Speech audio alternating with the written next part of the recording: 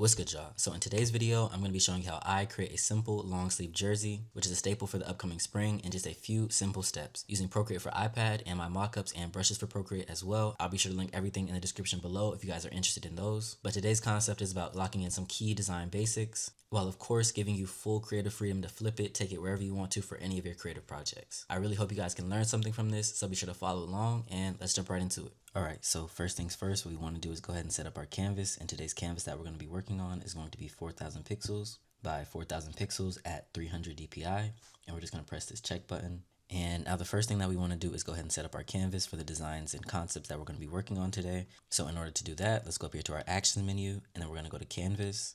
We're going to turn on drawing guides, and now let's go ahead and edit that drawing guide. And I'm going to go all the way down here to the end and turn on symmetry to start out. And what the symmetry turn on does is it allows for anything that we do with one side to transfer over to the other side as well, which is going to make today's concept especially a lot easier. So the first thing that I want to do is go ahead and go to our color selection, and I'm going to select our color to black. And now what I want to do is go ahead and pull up the mockup that we're going to be working on today. So in order to do that, I'm going to pull up Quatro's Tops brushes from Quatro's Procreate Mockup Pack. I'll be sure to link all the mockups and brushes I use in the description below as well. But like I said, I'm just going to be in Quatro's Tops.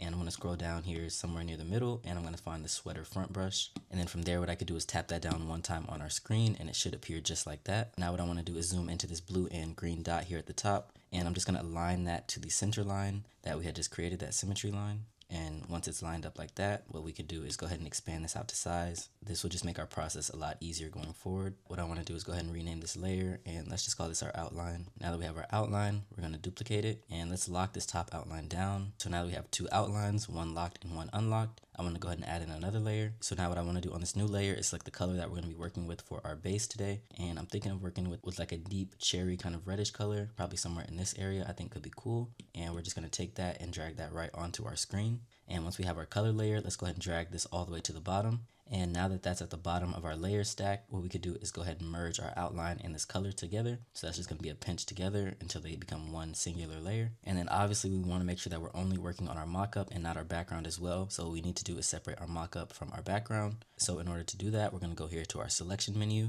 Make sure we're on automatic. So if the entire canvas is selected, we're going to tap down one time, and up at the top we're going to see a little percentage that says selection threshold. We want to make sure our selection threshold stays below about 20. So I'm just going to have mine at about 15. And what that'll do is it'll separate the background from the mockup. And then from there, what we could do is go to our arrow tool, and then we can just drag that right off of our screen like so, leaving us with just this red base mockup. And now what we could do is go ahead and rename this layer, and let's call this our base. For today's concept, since we're working on kind of like a mesh jersey style shirt, what I want to do is hide these two layers, and we're going to add in a new layer, and we're going to set this new layer to black, and we're going to go to Quatro's brushes, again from Quatro's Procreate Pack, and we're going to find the Mesh 1 brush. So once we have the Mesh 1 brush, it's right between the halftone and the acid wash, somewhere near the middle, but I'm going to rename this, and we'll call this our texture. So on this texture layer, we're going to make sure that this is set to drawing assist, and what the drawing assist on does is make sure that anything we do to one side, it copies over to the other side as well. So again, on this texture layer, we have our outline and our base hidden right now. And what I want to do is just zoom out a little bit. I'm going to have my brush set to about 20. And then from here, I'm just going to start coloring in on just one side of our canvas here. Being careful not to pick up our pen, because when we do pick up the pen, it creates like this overlapping weird texture. So we just want to make sure that we keep our pen down the entire time and kind of just coloring in our entire canvas on just one side, because again, we have our drawing assist on, so it's going to copy to the other side anyways. So we only need to make sure we do it one time. So after we're done with that, our canvas should look something like this. And now what we can do is we can turn back on our base and turn back on our top outline. And on our texture, what I want to do is go to the arrow tool. And as we can see, if we zoom in, these are kind of like horizontal right now, and we want them to be vertical. So to do that, we're just going to rotate 2 times until they're like these vertical kind of shapes. That's more so what we're looking for. And then we're going to tap on our texture and set this to clipping mask. And now what we can do is we can kind of adjust this to size on our mockup here, how we'd want it to go. So I'm thinking something like that. Looks pretty cool. Okay, so taking a quick step back, we have our outline, we have our texture, and we have our base. And now on our texture layer, I'm just going to make sure this is set to clipping mask, so it clips just to our mockup that we're working on. So now I'm going to decrease the texture to about 50% opacity, just so we get a little bit of hint of that texture, but not too much.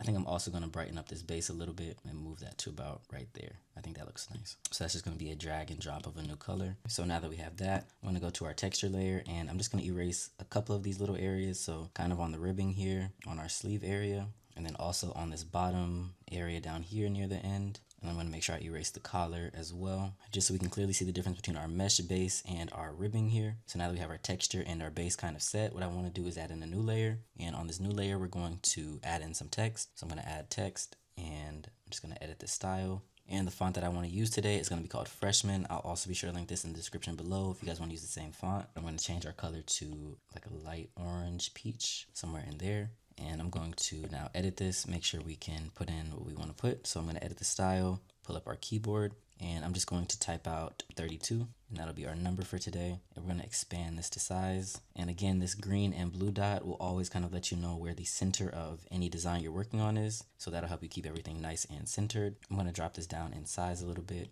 I think that looks cool. And now what I want to do is duplicate this one time, and I'm going to move this over to our sleeve. So just copying this same graphic over to our sleeve area, and it's of course going to be a little cut off, but that's fine. It's just to give a little bit of detail that'll kind of signify that there is something on that sleeve area. And I'm going to duplicate it one more time, and I'm going to put the other number on the other side. So once we have our two sleeves and our main number, we could do is merge all of these together. And now what I want to do is turn these onto clipping mask, so it's set to our chain with our texture and our base. And now what I want to do is go ahead and tap on the N, which is going to pull up our layer style options, and we can kind of scroll through these and see which ones might fit our concept the best. So there's multiply, which usually darkens our color, which looks pretty cool actually. But for today's concept, I'm thinking about going for color dodge. So obviously this is very blown out. So what I want to do here is just lower our opacity to about 60%, just so we get a good pop of that color, but not too much. I think that looks really nice, contrasted off of that red base. So once we have our numbers set, we can add in a new layer, and this is going to be our shadows layer, where we're going to add in a little bit more detail just to really make this mock-up pop and bring it to life. So on our shadows, we again want to turn this to drawing assist and clipping mask, add that to the clipping mask chain that we currently have going on.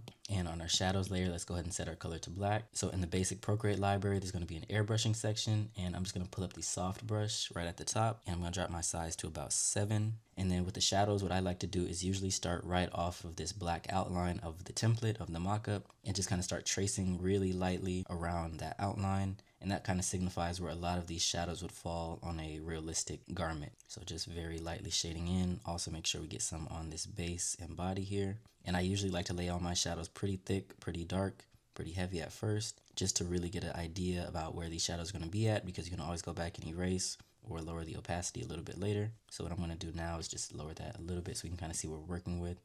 I'm going to drop that down to about 45.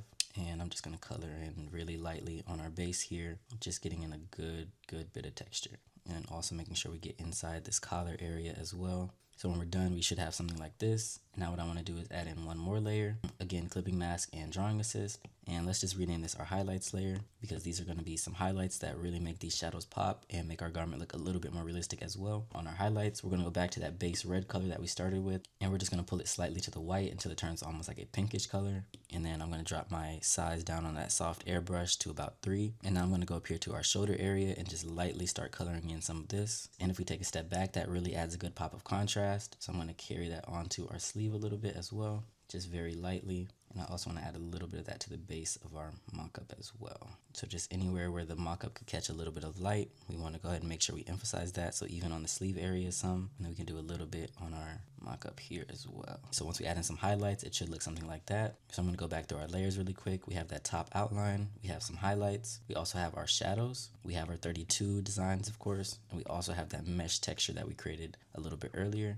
And then of course we have our base. So the cool thing about having our base down here is that if we wanted to create some colorways for a collection, what we could do is just change our color and drag that straight to our base. And now we have a completely different colorway in seconds. But I'm pretty happy with how this red and orange concept turned out. I do want to add in one more quick thing. That'll just be a nice little additional touch I think would look nice. So I'm going to go to Quattro's brushes and scroll all the way to the bottom. And there's going to be 2 tag brushes down here at the bottom. Make sure our color is selected to black. And I'm just going to tap that down one time down here near the bottom. And what we could do is drag in kind of like an off-white color to create a simple little tag design, and we can pull this above our texture and everything so it really stands out. Adjust this to size until it looks nice. And down here you can add any kind of logos or signatures or anything that relates to your brand or the project that you may be working on, but I'm going to leave that up to you guys. And I think that about wraps up our concept for today. And yeah, if you liked the video, be sure to leave a like, comment, and subscribe, all those good things. The brushes, mock-ups, and a bunch of other products of mine are available now on my website at quattrosupply.com. So if you're interested, I definitely recommend you check those out. And of course, there's a lot we didn't get to go over today, which is fine. Just be sure to leave a comment below what you want to see more of, and I got y'all with that. And yeah, I'll see you on the next one. Peace.